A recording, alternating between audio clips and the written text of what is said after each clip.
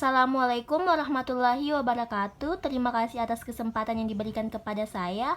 Perkenalkan, saya Suryanti, mahasiswi profesi Nurse Unhas. Pertama, marilah kita panjatkan puji dan syukur atas kehadirat Allah Subhanahu wa Ta'ala, karena berkat rahmat dan hidayahnya kita masih diberikan kesempatan dan kesehatan untuk dapat menghadiri acara penyuluhan kesehatan terkait dengan gastritis atau MAH.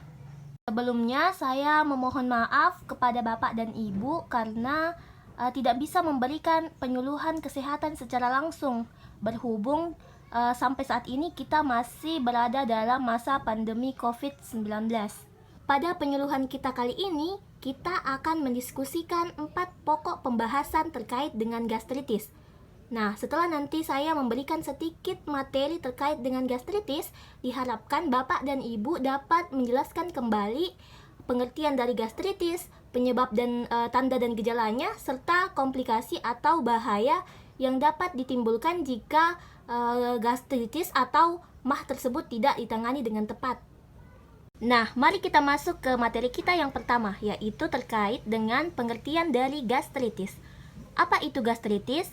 Jadi, Bapak, Ibu, gastritis atau biasa yang kita sebut sebagai penyakit MAH merupakan suatu kondisi yang ditandai dengan adanya peradangan atau luka bagian lapisan dinding lambungnya kita.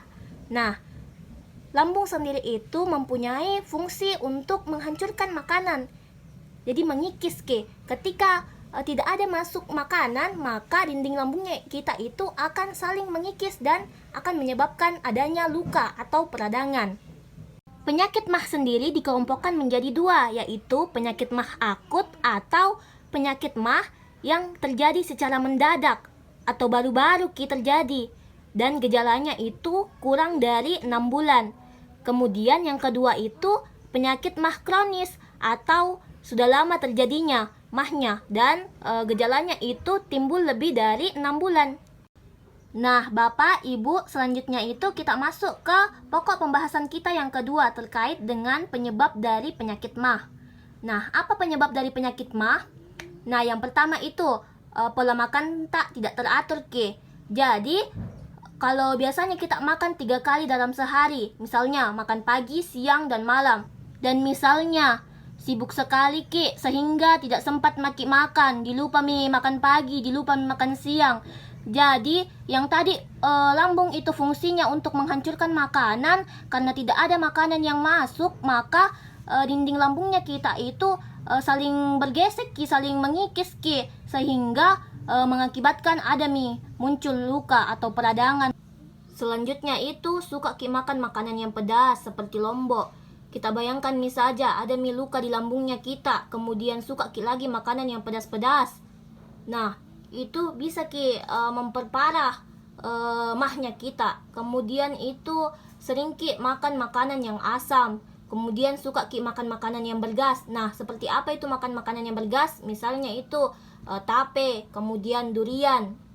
Selanjutnya itu suka minum minuman yang ada kandungan kafeinnya. Apa contohnya itu?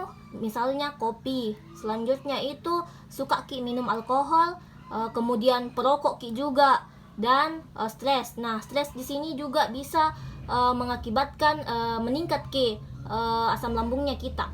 Nah, Bapak, Ibu, selanjutnya itu kita masuk ke pokok pembahasannya kita yang ketiga terkait dengan tanda dan gejala dari penyakit MAH.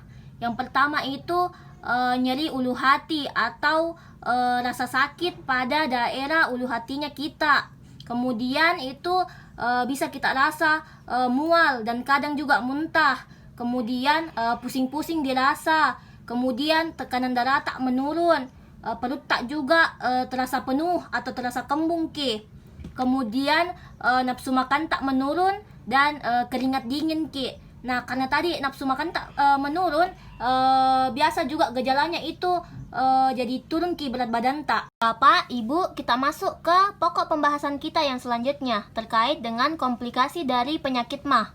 Nah, ketika penyakit MAH-nya kita tidak ditangani dengan tepat, maka akan menimbulkan gejala-gejala yang tambah parah. Misalnya itu perdarahan saluran pencernaan, kemudian bisa menyebabkan bocor dinding lambung tak. Kemudian terganggu Ki penyerapan makanannya kita. Nah, yang terakhir itu bisa mengakibatkan kanker lambung. Jadi luka yang ada pada lambungnya kita tadi itu lama-kelamaan bisa Ki menyebabkan kanker lambung.